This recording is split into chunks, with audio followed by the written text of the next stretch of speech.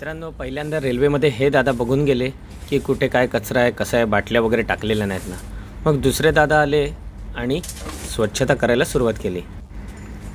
तर मी प्रवास करत होतो NZM TVC 22634 ह्या क्रमांकाच्या रेल्वेने.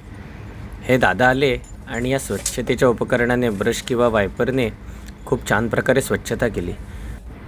प्रत्येकाच्या सीटखाली जो काही कचरा होता, डब्यामध्ये कचरा होता, तो त्यांनी डब्याच्या बाहेर नेला आणि मला वाटतं तिथे ते त्यांच्या बॅगमध्ये भरून ठेवतात.